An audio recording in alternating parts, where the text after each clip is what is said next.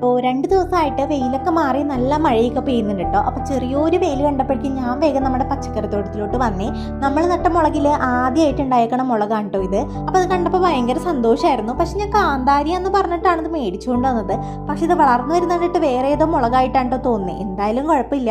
അങ്ങനെ നമ്മൾ ചെറുതീന്ന് തുടങ്ങിയ പച്ചക്കറി തോട്ടം ഇങ്ങനെ പതിയെ പതിയെ വലുതായി വരുന്ന കാണാനൊരു സുഖമാണ് കേട്ടോ. അങ്ങനെ ചീരയായി, വഴുതനയായി, മുളകായി, പാലക്ക് നമ്മൾ നട്ടിട്ടുണ്ട്.